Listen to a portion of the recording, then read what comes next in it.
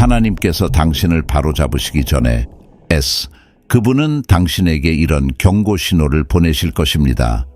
하나님은 교만한 자를 저항하시지만 겸손한 자에게 은혜를 주십니다.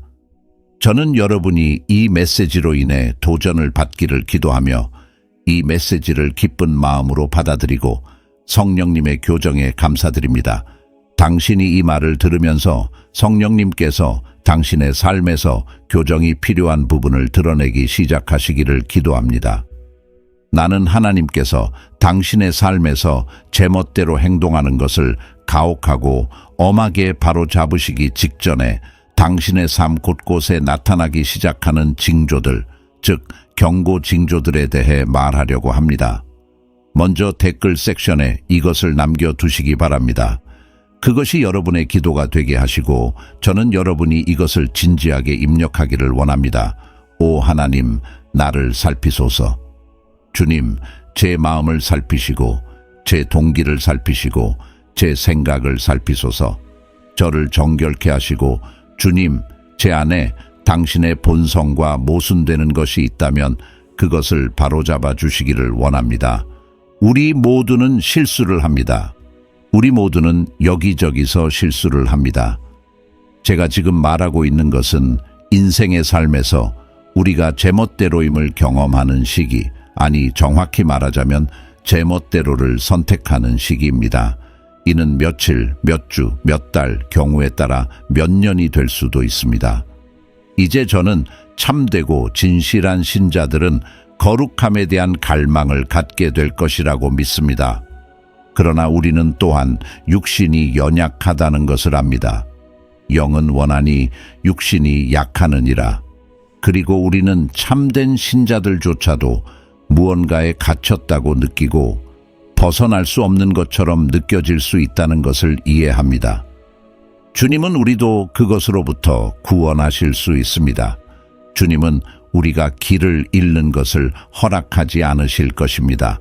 주님께서는 이 문제에 대해 뭔가를 하실 것입니다. 그분은 여러분을 너무나 사랑하셔서 타협하도록 내버려 두십니다. 그는 여러분을 너무 사랑해서 여러분을 죄 가운데 방치하지 않으십니다. 그분은 여러분을 너무나 사랑하셔서 여러분의 고집불통을 방치하실 수 없습니다. 그래서 당신을 다시 데려오기 위해 그분은 특정한 일들을 시작하실 것입니다. 물론 우리는 주님께서 이런 가혹한 징계를 내리시지만 자비와 긍휼이 있으며 주님은 여러분에게 많은 것을 보내주실 것임을 압니다. 자, 먼저 이것을 살펴보겠습니다. 고린도전서 3장에 나오는 성경의 한 부분, 저는 13, 16절을 읽을 것입니다. 그러나 심판날에 부른 각 건축자가 어떤 일을 하였는지를 드러낼 것입니다. 부른 사람의 일이 가치가 있는지 보여줄 것입니다. 그 일이 살아남는다면 그 건축자는 보상을 받게 될 것입니다. 그러나 그 공사가 불에 타버리면 건축업자는 큰 손실을 입게 될 것이다. 자, 이것은 거듭난 신자들에 대해 말하고 있는 것인데, 왜냐하면 어떤 사람들은 여러분이 구원받았기 때문에 죄에 대한 결과가 없다고 믿기 때문입니다. 사실이 아니에요. 예, 당신은 구원받았지만 그것이 결과가 없을 것이라는 것을 의미하지는 않습니다. 건축하는 자는 구원을 얻으리라는 것이 성경의 말씀입니다. 건축하는 자는 구원을 받을 것이다 라는 말씀을 다시 읽어드리겠습니다. 그래서 이것은 거듭난 신자를 묘사하는 것이지만 화염의 벽을 통해 간신히 탈출하는 사람과 같습니다. 너희가 다 모여 하나님의 성전이고 하나님의 영이 너희 안에 거하고 있다는 것을 깨닫지 못하느냐. 그래서 여기서 우리는 성경에서 우리가 거듭난 신자로서도 영혼 속에서도 상실을 경험할 수 있다는 것을 볼 수 있습니다. 이것은 보상의 손실입니다. 그래서 우리는 그리스도께서 우리를 구원하셨다는 것을 이해하지만 우리가 구원을 받았을지라도 죄의 계절에는 결과가 따릅니다. 다시 한번 말씀드리지만 우리가 구원을 받았을지라도 죄의 계절에는 결과가 따릅니다. 댓글 섹션에 이것을 쓰십시오. 죄에는 결과가 있습니다. C.S. 루이스가 말했듯이 사람이 나아질 때 그는 그 안에 여전히 남아있는 악을 점점 더 명확하게 이해하게 된다. 사람이 점점 더 악해지면 그는 점점 더 자신의 악을 이해하지 못하게 된다. 이것은 우리가 죄의 결과에 대해 생각할 때 중요한 이해입니다. 우리가 하나님께 더 가까이 나아갈수록 우리는 그분의 교정이 필요하다는 것을 더 잘 깨닫게 됩니다. 이제 그분의 교정은 우리를 거룩하게 하고 보호하는 것입니다. 그래서 그분은 사랑이 많으신 아버지처럼 이 일을 하십니다. 히브리서 12장 5절부터 시작되는 말씀, 너희가 하나님이 자기 자녀인 너희에게 하신 격려의 말씀을 잊었느냐? 나의 딸아, 주님의 징계를 가볍게 여기지 말고 그분이 너를 바로잡으실 때 포기하지 말아라. 주님은 그분이 사랑하는 사람들을 징계하시고 그분이 당신의 자녀로 받아들이시는 각 사람을 벌하신다. 이 신성한 징계를 견디면서 하나님께서 여러분을 그분의 자녀로 대하고 계시다는 것을 기억하십시오. 아버지에게 훈육을 받지 않는 아이에 대해 들어본 적이 있습니까? 하나님께서 그분의 모든 자녀에게 하듯이 여러분을 징계하지 않으신다면 그것은 여러분이 사생아이며 전혀 그분의 자녀가 아니라는 것을 의미합니다. 9절, 우리가 우리를 징계하신 육신의 조상들을 존경하였은즉 우리 영의 아버지의 징계에 더욱 복종하고 영원히 사는 것이 마땅하지 않겠습니까? 11절로 넘어가서 어떤 징계도 일어나고 있는 동안에는 즐겁지 못하도다 고통스럽습니다. 그러나 그 후에는 이런 식으로 훈련받은 사람들에게 올바른 생활에 평화로운 수확이 있을 것입니다. 그래서 주님은 실제로 바로잡으십니다. 주님은 실제로 징계를 가져오십니다.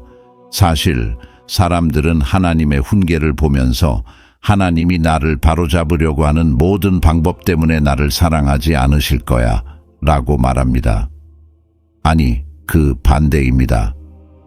당신이 그분께 속해 있다는 증거는 그분이 당신이 제멋대로 너무 멀리 가도록 내버려 두지 않으신다는 것입니다. 이것이 바로 거듭난 신자들이 타협의 계절에 비참하게 살아가는 이유입니다. 그렇다면 그분이 당신에게 보내실 징조들을 살펴보자. 이것이 경고 신호입니다. 이것들은 반드시 연대순으로 정렬되어 있는 것은 아니라는 점을 명심하십시오. 그것들은 실제로 어떤 순서로든 올 수 있으며 그분이 심판이나 가혹한 징계를 내리기 전에 당신이 이 모든 것을 경험하게 될 것이라는 의미는 아닙니다. 그러나 다시 이러한 일들이 나타나기 시작하는데 적어도 성경적으로 말하자면 첫 번째는 강한 신념입니다. 이제 잠언 1장에서 우리는 지혜가 의인화된 것을 볼 수 있는데 지혜는 그 강한 내적 끌어당김입니다. 그리고 우리가 성경의 이 부분들, 즉 24, 33절을 읽을 때 여러분은 지혜가 간구하는 것이고 지혜가 부르짖는 것임을 보게 될 것입니다. 물론 이것은 성령께서 우리에게 소통하시는 방식입니다. 성령은 지혜를 통해 말씀하실 수 있습니다. 그래서 잠언 1, 2, 3, 4, 33 내가 너를 자주 불렀는데 네가 오지 않더라. 나는 너에게 손을 내밀었지만 너는 주의를 기울이지 않았어. 이것은 매우 정신이 번쩍 드는 단어입니다. 나는 그것을 다시 읽을 것입니다. 나는 당신에게 손을 내밀었지만 당신은 관심을 기울이지 않았습니다. 그대는 나의 충고를 무시하고 내가 제시한 시정을 거절하였다. 그래서 당신이 공영에 처했을 때 나는 웃을 것입니다. 그리고 다시 말하지만 이것은 하나님이 아닙니다. 이것은 의인화된 지혜이며 이것은 다소 과장된 표현이지만 여전히 간구가 있었고 그 다음에 수정이 있었다는 원칙이 있습니다. 재앙이 너를 덮칠 때 나는 너를 조롱할 것이다. 27절 재앙이 폭풍같이 너희를 덮칠 때에 재앙이 회오리 바람처럼 너희를 에워쌌을 때에 번민과 괴로움이 너희를 압도할 때에 그들이 도와달라고 울부짖을 때 나는 대답하지 않을 것이다. 그들이 나를 애타게 찾을지라도 그들은 나를 찾지 못할 것이다. 다시 말하지만 이것은 지혜의 이야기입니다. 이는 그들이 지식을 미워하고 주를 두려워하지 아니하였음이니라. 그들은 내 충고를 거부했고 내가 그들을 바로잡았을 때 주의를 기울이지 않았습니다. 그러므로 그들은 자신의 방식대로 살아가면서 자신의 계략에 질식하여 쓴 열매를 먹어야 한다. 단순한 자들이 내게서 돌아서서 죽게 되도다. 어리석은 자들은 그들 자신의 안일함 때문에 파괴된다. 그러나 내 말에 귀를 기울이는 모든 사람은 해를 입을까봐 두려워하지 않고 평화롭게 살 것이다. 제가 여기서 말하고자 하는 요점은 무언가 잘못되었을 때 강력한 내적 알미 있다는 것입니다. 그런 내적 간청이 있습니다. 그 내부적인 끌어당김이 있습니다. 그대는 그것에 쏘는 것을 느끼며 이것은 참된 신자에게 참말이다. 다시 한번 말씀드리지만 이것은 참된 신자에게 사실입니다. 참된 신자들은 죄를 지을 때 참으로 슬퍼합니다. 참된 신자들은 그들의 불순종으로 인해 비참해진다. 참된 신자들은 실수를 저지르고 그 실수를 계속할 때 자신이 그 실수를 저지르고 있다는 생각 때문에 괴로워합니다. 그들은 하나님의 선하심과 방해받지 않는 교제를 놓치고 있다는 것을 알고 짓눌려 있습니다. 이것이 바로 제가 참된 신앙인으로서 하나님께서 우리를 사랑하시기 때문에 우리를 바로잡으실 것이라고 말하는 이유입니다. 그리고 나타나기 시작하는 것 중 하나는 강한 확신입니다. 에베소서 4장 30절은 너희의 생활길로 하나님의 성령을 근심하게 하지 말라. 그분께서 당신을 그분의 소유로 확인하셨고 구속의 날에 당신이 구원받을 것임을 보증하셨다는 것을 기억하십시오. 다른 번역에서는 여기서 성령을 인치심으로 언급하는데 너는 그날까지 인침을 받았다. 이제 성령은 거듭난 신자를 떠나지 않습니다. 그는 거듭난 신자 안에서 슬퍼합니다. 성령은 거듭난 신자를 떠나지 않습니다. 그분은 우리가 불순종 가운데 살 때 거듭난 신자 안에서 슬퍼하십니다. 그러므로 당신이 불순종이나 타협을 고집할 때 성령의 슬픔을 느낄 수 있습니다. 그리고 그것은 우리가 범할 수 있는 최악의 죄로 목록에 올릴 수 있는 것과 같은 뻔뻔한 죄가 아닐 수도 있습니다. 그것은 그저 특정한 태도를 고집하는 것, 용서하지 않는 태도를 고집하는 것, 재정 문제, 가정 생활을 다루는 방식, 시간을 타협하는 방식에 대해 약간의 타협을 고집하는 것일 수도 있습니다. 그리고 그것은 교만, 정욕, 분노와 같은 죄일 수 있습니다. 글쎄요, 분노 속에 분노가 섞여 있습니다. 분노 자체가 반드시 죄인 것은 아닙니다. 그러나 우리가 그러한 것들을 고집할 때 성령의 슬픔을 경험할 수 있습니다. 우리는 그분의 마음이 찢어지는 것을 느끼고 그 슬픔을 느끼고 그 무거움을 느낍니다. C.S. 루이스는 우리는 단지 시간이 죄를 취소해 준다는 이상한 환상을 가지고 있다고 잘 표현했다. 성령의 슬픔은 죄가 억제되지 않으면 저절로 사라지지 않는다는 것을 상기시켜 줍니다. 그렇지 않으면 우리는 그분의 임재의 친밀함으로부터 더 깊은 분리에 빠지게 될 것입니다. 그래서 그분은 여전히 당신을 인치시지만 그분은 당신 안에서 슬퍼하시며 당신은 이 슬픔을 느낄 수 있습니다. 그것은 어둡고 공허한 느낌이며 무거운 구름이 여러분 위에 있는 것처럼 느껴지며 여러분의 기도 생활을 방해합니다. 그것은 당신이 단어를 읽는 것을 방해합니다. 그것은 당신의 사역을 방해합니다. 이 내면의 갈등은 여러분이 벗어날 수 없을 것 같습니다. 누가복음 22:54-62은 저희가 예수를 잡아 대제사장의 집으로 끌고 가고 베드로는 멀찍이 떨어져서 따라갔다고 말합니다. 그래서 그는 십자가에 못 박히시는 예수를 따라가고 있습니다. 예수께서 십자가에 못 박히시는 동안 경비병들은 뜰 중앙에 불을 피우고 그 주위에 앉아 있었고 베드로도 그곳에 그들과 합류했습니다. 한 하녀가 불빛 속에 비친 그를 발견하고 그를 쳐다보기 시작했다. 마지막으로 그녀는 이 사람은 예수의 제자 중 한 사람이었습니다. 라고 말했습니다. 그러나 베드로는 그것을 부인했습니다. 그의 첫 번째 실수가 있었습니다. 여인이여, 저는 그분을 알지도 못합니다. 58절. 잠시 후에 다른 사람이 그를 보고 너도 그들 중 하나임에 틀림없다고 말했다. 아니요, 아닙니다. 피터가 대꾸했다. 59절. 1시간쯤 후에 다른 사람이 이 사람도 갈릴리 사람이니 틀림없이 그들 중에 하나일 것이라고 주장했다. 60절. 베드로가 가로되 이 사람아 네가 무슨 말을 하는지 내가 도무지 말하노라. 그리고 즉시 그가 아직 말하고 있을 때 수탈기 울었다. 그 순간 주님은 돌아서서 베드로를 바라보셨습니다.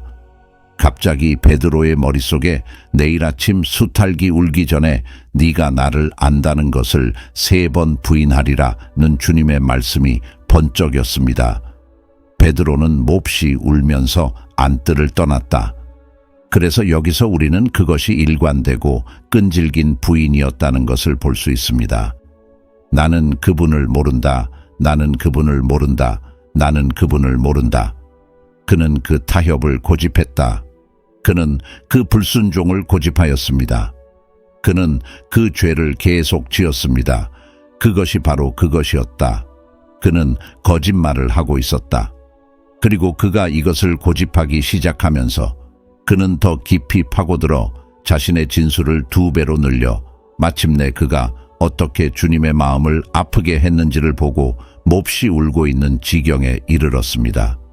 그는 자기가 사랑하는 분의 마음을 상하게 하였다는 것을 알았다. 그 순간 주님은 돌아서서 베드로를 바라보셨습니다. 그는 그를 바라보았다. 베드로는 그것을 느꼈습니다. 그는 주님으로부터 슬픔을 느꼈습니다. 그리고 우리가 이런 식으로 지속하기 시작할 때 그런 일이 일어납니다. 고린도후서 7장 10절은 이렇게 말합니다. 하나님이 우리에게 원하시는 슬픔은 우리를 죄에서 멀어지게 하고 구원에 이르게 하느니라. 그런 슬픔에는 후회가 없지만 회개가 없는 세상적인 근심은 영적인 사망을 초래합니다. 그러므로 세상적인 근심과 하나님의 뜻대로 하는 근심 사이에는 차이가 있습니다. 하나님의 뜻대로 하는 근심은 실제로 회개를 낳습니다. 그러므로 좋은 슬픔이 있습니다. 만약 누군가가 당신에게 당신의 죄에 대해 나쁘게 생각하지 말라고 말한다면 그것은 성경적이지도 않습니다. 그것은 경계선 이단입니다. 여러분은 죄로 인하여 슬퍼해야 합니다. 그대는 불순종에 대하여 괴로워해야 한다. 조금만 타협해도 그대는 괴로워할 것이다. 그러므로 우리가 이러한 것들에 대해 고뇌할 때, 다시 말하지만 이것은 정죄하고 자신을 그 정죄의 상태에 내버려 두는 문제가 아니라 불순종으로 인해 고뇌하는 데서 회개하고 다시 기쁨과 평안의 삶으로 들어가는 지점에 이르게 됩니다. 그러나 세상 근심은 여러분의 마음을 완악하게 만듭니다. 다시 한번 말씀드리지만 세상적인 근심은 여러분의 마음을 완악하게 만들 것입니다. 여러분은 성령의 슬픔을 계속 무시하고 결국 여러분은 그것에 무감각하게 됩니다. 성령의 음성을 무시하면 할수록 성령은 더욱 듣기 어려워집니다. 성령의 음성을 무시하면 할수록 성령은 더욱 듣기 어려워집니다. 그래서 너희가 이 불순종을 고집할 때 심지어 슬퍼하는 동안에도 너희는 마음을 완악하게 만든다. 왜? 왜냐하면 여러분은 더 이상 그것을 느끼고 싶지 않기 때문입니다. 그래서 여러분은 그 슬픔에, 그 확신에 자신을 무감각하게 만듭니다. 글쎄요, 일단 여러분이 그것을 무시한다면, 그리고 이것은 매우 위험합니다. 제가 이것만 말하고 싶습니다. 그 확신을 무시하지 마십시오. 그 슬픔을 무시하지 마십시오. 그 슬픔을 무시하지 마십시오. 그것에 무감각해지지 마십시오. 여러분도 아시다시피 슬픈 진실이 있습니다. 많은 사람들이 그들의 죄의 결과로부터 자유로워지기를 원하지만 죄 그 자체는 그렇지 않습니다. 그들은 죄책감에서 벗어나기를 원하지만 죄 자체로부터는 해방되기를 원하지 않습니다. 그들은 죄가 가져오는 정신적 고통에서 벗어나기를 원하지만 죄 자체로부터 벗어나기를 원하지는 않습니다. 그러나 믿는 자로서 우리는 우리 자신의 삶에서 죄 자체를 미워하는 마음을 키워야 하며 큰 두려움과 경외심으로 죄를 다루어야 합니다. 그리고 두려움이란 그분에 대한 우리의 사랑에 기초한 경건하고 건강한 두려움에 대해 말하고 있습니다. 그래서 여러분이 이렇게 마음이 굳어질 때 이제 여러분은 스스로를 무감각하게 만들기 시작합니다. 당신은 계속해서 그분을 무시하고 그 고통을 느끼지 않기 위해 자신을 무감각하게 만듭니다. 자, 이제 그 죄는 다른 방식으로 나타나기 시작하고 다른 사람들도 그것을 볼 수 있습니다. 이것이 두 번째이며 다시 말하지만 이것이 반드시 시간 순서에 있는 것은 아닙니다. 당신은 다른 사람들로부터 경고를 받습니다. 이제 이 경고는 여러 가지 다른 방법으로 올 수 있습니다. 그것은 당신의 삶에서 발생하는 문제에 대한 직접적인 언급이 될 수 있습니다. 어쩌면 사람들이 당신으로부터 멀어지고 있을지도 모른다는 사실에서 비롯될 수도 있다. 어쩌면 사람들은 당신에게 무거움이 있다는 것을 알아차리기 시작했을 수도 있고, 당신이 조금 더 화가 나 있고 조금 더 빨리 화를 내고 긴장하고 있다는 것을 알아차리기 시작할 것입니다. 그리고 당신 주변 사람들도 그것을 느낄 수 있습니다. 내 말을 들어라. 당신이 사랑하는 사람들이 죄 그 자체를 볼 수 없다고 해서 그래, 어쩌면 당신은 그것을 숨기는데 일시적으로 좋은 일을 하고 있을지도 모른다. 그리고 어떤 것이 도덕적으로 옳다는 의미에서 좋은 것을 의미하는 것이 아닙니다. 내 말은 당신이 그것을 비밀로 유지하는데 효과적이라는 것입니다. 어쩌면 당신은 그것을 비밀로 하는데 효과적일 수도 있지만 그들이 죄 자체를 볼 수 없을지라도 그것이 그들이 그 죄의 결과를 못한다는 것을 의미하지는 않습니다. 그렇다고 해서 그들이 당신이 어떤 사람이 되고 있는지 못한다는 의미는 아닙니다. 이제 그들은 당신이 더 화가 나는 것을 볼 수 있습니다. 그들은 당신이 더 긴장하는 것을 볼 수 있습니다. 그들은 당신이 점점 더 냉정해지는 것을 볼 수 있습니다. 그들은 당신이 점점 더 멀어지는 것을 볼 수 있습니다. 그들은 주님을 향한 여러분의 열정이 식기 시작하는 것을 볼 수 있습니다. 그들은 당신이 예전만큼 자주 그분에 대해 이야기하지 않는다는 것을 들을 수 있습니다. 이러한 결과를 볼 수 있습니다. 그래서 다시 말하지만 문제 자체, 즉 문제의 근본 원인을 볼 수 없더라도 무언가 잘못되었다는 것을 알아차리기 시작합니다. 그리고 그들은 당신에게 말하기 시작합니다. 이봐, 괜찮아? 이봐, 무슨 일이야? 무슨 일이에요? 여기서 무엇이 문제입니까? 그리고 우리는 때때로 그것을 무시하고 밀어냅니다. 그리고 다른 경우에는 제가 말했듯이 그들은 감정적으로 거리를 두기 시작합니다. 어쩌면 그들은 당신이 다른 사람이 되어가고 있기 때문에 더 이상 당신 주변에서 많은 시간을 보내고 싶어 하지 않을 수도 있다. 그러나 하나님께서 누군가를 보내셔서 여러분과 직접 대면하실 때가 있습니다. 사무엘하 12장을 보십시오.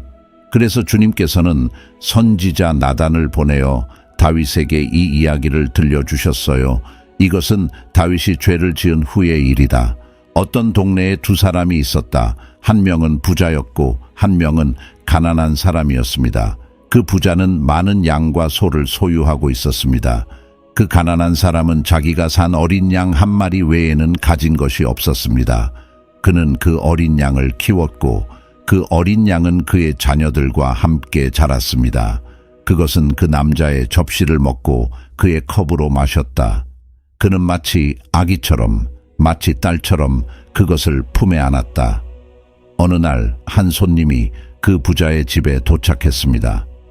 그러나 그분은 자기 양떼나 소떼에서 짐승을 죽이는 대신 가난한 사람의 어린 양을 잡아 손님을 위해 준비하셨습니다.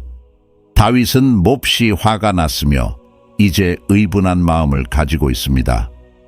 당신이 완악한 마음을 갖게 될 때 당신은 당신의 삶 속의 죄가 아니라 다른 사람들의 죄 때문에 화가 난다는 것이 흥미롭지 않습니까? 그래서 다윗은 몹시 화가 나서 주께서 살아 계시는 것처럼 이런 일을 행하는 자는 누구든지 죽어 마땅하도다 라고 맹세했습니다. 그는 가난한 사람이 훔친 한 마리와 불쌍히 여기지 않은 양 4마리를 가난한 사람에게 갚아야 한다. 나단이 다윗에게 말하길 당신이 바로 그 사람입니다. 이스라엘의 주 하나님께서 말씀하시기를 내가 너에게 이스라엘 왕으로 기름을 부었고 너를 사울의 권세에서 구원하였노라. 내가 너에게 네 주인의 집과 아내들과 이스라엘과 유다 나라를 주었다. 그리고 그것이 충분하지 않았다면 나는 너희에게 훨씬 더 많은 것을 주었을 것이다. 그런데 어찌하여 너희는 주의 말씀을 증오하고 이런 끔찍한 일을 저질렀느냐? 네가 암몬 사람의 칼로 햇사람 우리아를 죽이고 그의 아내를 훔쳐갔어. 이제 다윗은 직면하게 됩니다. 물론 우리는 다윗이 회개한다는 것을 압니다. 하지만 그가 자신의 행동으로 인해 감당해야 할 몇 가지 결과가 여전히 남아 있었습니다. 주님은 그를 용서하셨지만 그 죄에는 여전히 대가가 따랐다. 그리고 여기서 우리는 주님께서 경고의 음성을 보내시는 예를 볼 수 있습니다. 어쩌면 하나님께서 목사님을 통해, 친구를 통해, 배우자를 통해, 어쩌면 지금 이 프로그램을 통해 당신에게 경고의 음성을 보내고 계실지도 모릅니다.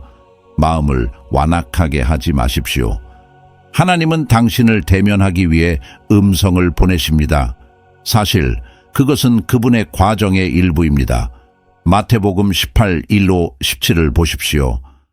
너희도 알다시피 하나님이 너희를 폭로하기 전에 너희에게 경고하기 위해 사람들을 보내실 것이다.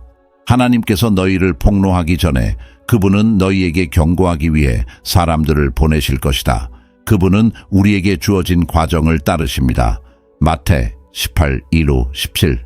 다른 믿는 사람이 여러분에게 죄를 짓거든 은밀히 가서 그 잘못을 지적하십시오. 그래서 우리는 사적으로 서로를 찾아갑니다. 이것이 우리가 이 일을 해야 하는 방식입니다. 상대방이 듣고 고백하면 그 사람을 다시 얻은 것입니다. 즉, 그대로 두십시오. 16절. 그러나 네가 성공하지 못하거든 다른 한두 사람을 데리고 다시 가라 그리하면 네가 말하는 모든 것이 두세 증인에게 확증되게 하라. 만약 그 사람이 여전히 듣기를 거부한다면 당신의 문제를 교회에 가지고 가십시오. 그런 다음 그 사람이 교회의 결정을 받아들이지 않는다면 그 사람을 이교도나 부패한 세금 징수원으로 취급하십시오. 그래서 여기서 성경은 교회인 우리가 우리끼리 이러한 문제들을 바로잡을 수 있는 권위에 대해 말하고 있습니다. 그러므로 누군가가 당신에게 상처를 주었을 때 당신은 그들을 용서할 수 있다. 그리고 같은 방식으로 하나님은 당신을 대면하실 것입니다. 하나님께서는 다른 사람들을 데리고 와서 당신에게 경고하실 것입니다. 그리고 만약 여러분이 그 경고를 받지 못한다면 제발 지금 제 말을 들어주세요. 여러분이 그 경고를 받지 않는다면 회개하고 그것을 바로잡으십시오. 폭로가 다가오고 있습니다. 노출이 다가오고 있습니다. 일단 신이 여러분에게 그런 것, 그 이슈, 그 용서하지 못함, 그 정욕의 문제, 그 태도, 그 타협에 대해 직접 경고하는 사람들을 보내게 되면 그것이 무엇이든 간에 여러분은 그것이 무엇인지 압니다. 왜냐하면 제가 말하고 있는 이 순간에도 그것이 바로 지금 여러분의 마음에 떠오르고 있기 때문입니다. 하나님께서는 그것을 바로잡기 위해 사람들을 보내실 것입니다. 하나님은 사람들을 보내어 너희와 맞서게 하실 것이다. 이제 당신은 그들을 밀어내고 지속할 수 있거나 수정을 받을 수 있습니다. 만약 당신이 그 보정을 받지 못한다면 노출이 다가오고 있는 것입니다. 주님은 긍휼히 여기시고 자비로우십니다. 그것은 그분의 마지막 수단이지 그분의 첫 번째 단계가 아닙니다. 셋째, 세상이 흔들리고 있다. 우리는 요나 1조 4을 봅니다. 여호와께서 요나에게 이 메시지를 주셨다. 일어나 큰 성 니느웨로 가라. 그것에 대한 나의 심판을 선포하라. 왜냐하면 나는 그 백성이 얼마나 악한지를 보았기 때문이다. 그래서 여기서 예수님은 직접적인 명령을 주셨습니다. 그러나 요나는 일어나 여호와를 떠나 반대 방향으로 갔습니다. 그분은 요빠 항구로 내려가셔서 다시스로 떠나는 바의 한 척을 발견하셨습니다. 그는 표를 사서 배에 올랐고 다시스로 배를 타고 주님으로부터 도망칠 수 있기를 바랐습니다. 그러나 주님께서는 바다에 강한 바람을 일으키셨고 그 폭풍은 배를 갈라놓을 위험이 있는 맹렬한 폭풍을 일으켰습니다. 저는 그것이 배를 깨뜨리겠다고 위협했다는 경전의 표현이 정말 마음에 듭니다. 다른 말로 하면 주님께서는 그의 불순종의 수단을 파괴하고 계셨다는 것입니다. 신자들은 그들의 불순종을 그대로 두지 않습니다. 하나님은 당신을 반역하도록 내버려 두지 않으실 것입니다. 그분은 여러분을 혼자 내버려 두지 않으실 것입니다. 그분은 여러분의 불순종의 수단을 파괴하실 것입니다. 그는 모든 것을 혼란에 빠뜨릴 것입니다. 그분은 당신이 서 있다고 생각하는 제도를 흔들 것입니다. 만약 당신이 있어서는 안 되는 관계를 맺고 있다면 하나님은 그것을 뒤흔들어 놓으실 것입니다.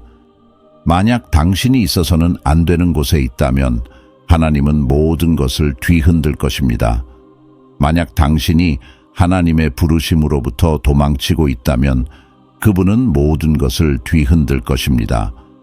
하나님은 당신을 정상 궤도로 되돌리기 위해 그분이 해야 할 모든 것을 방해하고 방해하실 것입니다. 하나님이 너에게 한 길로 가라고 분명하게 말했을 때 네가 완강히 그 길로 가기를 거부한다면 하나님은 하늘에서 강한 바람을 보내실 것이고 그 강한 바람은 너의 불순종 방식을 방해하기 시작할 것이다. 세 번째로 여러분의 세계가 흔들리기 시작합니다. 그래서 이것이 바로 여러분이 하나님과 씨름 시합을 하게 되면 여러분은 이길 수 없을 것입니다.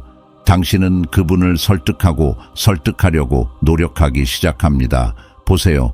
여러분은 당신이 하고 있는 것이 괜찮다고 그분을 설득할 수 없습니다. 당신은 그분을 설득하여 당신이 계속 불순종하도록 허락할 수 없습니다. 당신은 타협의 여지를 남기는 거래를 하나님과 할 수 없습니다. 아니요. 그분은 명령을 내리시고 당신은 그 명령에 순종합니다. 만약 당신이 그 말씀에 순종하지 않는다면 그분은 모든 것을 뒤흔들기 시작하실 것입니다. 그는 당신 아래에서 그 깔개를 꺼내기 시작할 것입니다. 그대가 의지하는 것들, 그대가 가장 소중히 여기는 것들, 그는 그 영역들에 혼란을 일으키기 시작할 것이다. 당신은 글쎄요, 신은 무질서의 신이 아니에요 라고 말합니다. 나는 무질서라고 말하지 않았다. 저는 파괴라고 말했습니다. 사실 그 혼란은 당신을 질서의 장소로 다시 데려갈 것입니다. 이것은 단순히 그분이 그러한 것들을 대체하신다는 것을 의미합니다. 그는 그들을 불편하게 만든다. 그는 그들이 참여하는 것을 더 어렵게 만듭니다. 이것이 바로 제가 전에 말씀드렸듯이 참된 신자들이 그들의 타협 속에서 비참하게 느끼는 이유이며 그들의 삶에서 가장 비참한 시기입니다. 그래서 그분은 당신의 주의를 끌고 당신을 다시 올바른 길로 인도하기 위해 그분이 해야 할 일을 하실 것입니다. 세 번째로, 여러분의 세계가 흔들리고 있습니다. 이것이 당신이 지금 있는 곳일 수 있습니다. 당신은 그분을 설득하려고 노력하고 있습니다. 하나님 협상을 합시다. 자, 하나님, 제 관점에서 볼 수 있도록 당신을 설득하게 하소서. 그러나 그분은 모든 관점에서 보시며 말씀을 하셨습니다. 그는 그것을 분명히 했습니다.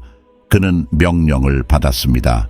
이제 우리가 해야 할 일은 그저 좋아요, 당신이 주님이십니다. 내 원대로 마옵시고 당신의 원대로 이루어지이다. 그리고 만약 여러분이 그분과 레슬링 경기에 참여하려고 한다면 그저 이해하세요. 그분은 여러분보다 훨씬 더 강하시다는 것입니다. 그분은 당신이 고집불통인 것보다 더 사랑이 많으십니다. 넷째, 그분의 임재가 당신의 삶에서 영향력을 잃기 시작한다. 그렇다고 성령님께서 여러분을 떠나신다거나 하나님께서 여러분을 버리셨다는 말은 아닙니다. 내가 말하고자 하는 것은 당신이 내면의 그 임재에 굴복하지 않기 때문에, 즉 당신 안에 거하시는 성령님께 굴복하지 않기 때문에, 당신이 내면의 그 임재에 굴복하지 않기 때문에 당신은 당신의 삶에서 그 영향력을 잃기 시작한다는 것이다. 그러므로 모든 믿는 사람은 성령을 모시고 있습니다. 그러나 성령께서 당신을 가지고 계십니까? 네, 여러분에게는 성령이 계십니다. 여러분은 거듭난 순간 성령을 받았습니다. 절대적으로. 그러나 성령께서 당신을 가지고 계십니까? 다른 말로 하자면 당신은 항복하는 것입니까? 그러므로 하나님의 능력이 있고 성령이 있고 성령의 열매를 받을 수 있지만 우리의 불순종으로 인해 우리 삶에서 그 능력과 열매가 나타나는 것을 못할 수도 있습니다. 그래서 저는 그분의 임재가 여러분을 떠난다고 말하는 것이 아닙니다. 저는 여러분이 그분의 임재의 영향력을 잃어버린다고 말하고 있습니다. 갈라디아서 5, 16, 28. 그러므로 내가 말하노니 성령이 너희 생활을 인도하시게 하십시오. 그러면 당신은 당신의 죄된 본성이 갈망하는 것을 하지 않을 것입니다. 죄 많은 본성은 악을 행하기를 원하는데 그것은 성령이 원하는 것과는 정반대입니다. 그리고 성령은 죄된 본성이 원하는 것과는 반대되는 소망을 우리에게 주십니다. 이 두 세력은 끊임없이 서로 싸우고 있기 때문에 당신은 자신의 좋은 의도를 행할 자유가 없습니다. 그러나 여러분이 영의 인도를 받을 때 여러분은 모세 율법의 의무 아래 있지 않습니다. 아주 간단히 말해서 영의 영향력을 증가시키는 것은 무엇이든지 육체의 영향력을 감소시킨다. 무엇이든지 육신의 영향력을 증가시키는 것은 영의 영향력을 감소시킨다. 그분이 당신을 떠나신 것이 아니라 당신이 더 이상 그분께 영향력을 주지 않는다는 것입니다. 그래서 성경은 성령이 너희 삶을 인도하시게 하라고 말씀합니다. 다른 말로 하면 이것은 당신의 순종적인 행동에 참여를 요구한다. 그리고 당신이 당신의 삶에서 성령의 임재가 감소하는 효과를 보기 시작할 때, 또는 내가 말해야 할 것은 감소된 효과를 보기 시작할 때 당신은 은총을 잃는 것과 같은 것들을 보기 시작합니다. 사람들은 더 이상 당신에게서 그런 것을 못합니다. 그래서 그 열린 문은 더 이상 열리지 않습니다. 이러한 연결은 더 이상 쉽지 않습니다. 왜? 사람들은 뭔가 다르다는 것을 볼 수 있기 때문입니다. 예를 들어 설교자들이 기초에서 벗어나 명백히 성경적이지 않은 이상한 교리를 받아들이고 교정을 받는 대신에 그것을 2배로 강조하는 것을 볼 때 여러분은 호의를 잃는 것을 볼 수 있습니다. 당신은 그들에게 더 이상 존재하지 않는 무언가가 있었다는 것을 볼 수 있습니다. 더 많은 긴장과 좌절이 있습니다. 그들은 지금 사역에서 일들을 이루기 위해 매우 열심히 일하고 있는 것 같습니다. 왜? 궤도를 벗어났기 때문입니다. 그리고 그것은 교리에 있어서 타협하는 영역에만 국한된 것이 아니라 사람들이 호의를 잃을 수 있고 심지어 깨닫지 못할 수 있는 영역 중 하나입니다. 주변의 다른 모든 사람들이 그것을 볼 수 있고 그들은 뭔가 달라졌어, 뭔가 이상해, 뭔가 빠졌어, 그리고 그들을 제외한 모든 사람이 볼 수 있습니다. 그것은 무서운 일이고 그것은 자부심이다. 그것이 바로 교만의 결과입니다. 그것은 단지 교리에서 벗어나는 것만이 아닙니다. 그것은 비밀스러운 죄일 수 있으며 모든 사람들이 무언가 빠졌다는 것을 알 수 있습니다. 뭔가 이상합니다. 뭔가 옳지 않은 것이 있습니다. 한 가지 주의할 점을 말씀드리자면 사람들이 모르겠어요. 제 영혼에 뭔가 잘못된 것이 있어요 라고 말할 때 대부분의 경우 그들은 겉모습, 즉 그 사람의 성격, 외모 또는 어쩌면 그들이 말하는 일부 것들을 좋아하지 않거나 동의하지 않을 수도 있습니다. 그래서 그들은 자존심으로 판단하고 나는 이 사람을 좋아하지 않아 라고 말하기보다는 성령을 원망하며 내 영혼에 뭔가 옳지 않은 것이 있어 라고 말합니다. 그래서 그들은 자신의 개인적인 불편함을 받아들이고 전혀 그렇지 않을 때 성령이 슬퍼하시는 것을 성령님께 돌리고 있습니다. 그러나 진정으로 분별력 있는 사람들은 어느 정도 호의를 잃을 수 있다는 것은 여전히 사실이며 그것은 우리가 타협을 고집할 때 일어난다. 거기에는 평화의 상실이 있습니다. 제 말은 사무엘상 16주 14절에 나오는 사울을 생각해 보십시오. 자, 성경은 주님께서 고통하는 영을 보내셨다고 말하고 있는데 저는 신약의 신자들에게는 그렇지 않다고 생각합니다. 그러나 당신의 삶에서 성령의 임재의 영향력을 잃어버리는 것에 대해 말할 수 있는 것이 있는데 그것은 원수가 외부로부터 당신을 공격할 기회를 주는 것입니다. 고통과 같은 것들로 당신을 공격하고 속임수와 같은 것들로 당신을 공격하고 어쩌면 유혹의 증가와 같은 것들로 당신을 공격합니다. 그래서 지금 결핍되기 시작하는 이 평화가 있습니다. 그리고 사실 하나님께 가까이 가고자 하는 당신의 확신은 이제 줄어들었습니다. 여러분도 아시다시피 이것이 바로 제가 지속적인 죄가 성령님과의 교제를 방해한다고 말하는 이유입니다. 그렇다고 성령이 지금 너희를 무시하고 있다는 말은 아니다. 오히려 이것은 그분이 당신의 말을 듣고 계신다는 당신의 확신이 흔들리고 따라서 당신이 기도할 때 믿음이 부족하다는 것을 의미합니다. 그러니까 성령님께서 지금 눈을 감으시거나 귀를 막으신 것이 아니라 이제 당신은 더 이상 성령께서 당신의 기도를 들으신다는 확신을 갖지 못한 것입니다. 당신은 더 이상 그분이 당신을 보고 계시다는 확신을 갖지 못합니다. 그리고 기도하러 갈 때 그저 주님에 대해 생각하고 그분의 임재를 경험하는 대신 여러분은 그 타협에 대해 생각하게 됩니다.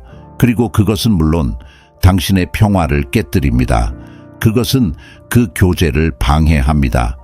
기쁨도 마찬가지인데 기쁨이 줄어들기 시작합니다. 명료함도 마찬가지여서 더 이상 선명하게 볼 수 없습니다. 지금은 성령의 음성을 듣기가 어렵습니다. 사실 당신은 성령의 음성에 대한 민감성을 잃어버립니다. 당신은 말하기 시작합니다. 하나님, 당신은 무엇을 말씀하시는 겁니까? 방향이 필요해요. 어디로 가야 할지 모르겠어요. 그러는 동안 당신은 그 타협을 수정해야 합니다. 왜냐하면 그렇지 않다면 성령의 임재를 확신하고 그분의 음성에 민감해지는 것이 매우 어려워질 것이기 때문입니다. 그리고 이것은 오래된 습관이 다시 돌아와 악화되는 것을 보는 곳입니다. 그래서 이것들은 몇 가지 경고 신호이며 저는 여러분이 그것들의 세심한 주의를 기울이기를 바랍니다. 강한 신념, 다른 사람들의 경고, 너희의 세계는 흔들리고 있다. 그리고 그분의 임재는 당신의 삶에서 영향력을 잃기 시작합니다. 이 비디오의 좋아요를 누르고 댓글에 아멘이라고 쓰고 마음에 감동을 주었다면 필요한 사람들과 공유하십시오. 그것은 우리가 주 예수 그리스도의 말씀과 지혜를 전파하는 데 도움이 될 것입니다. 시청해 주셔서 정말 감사합니다.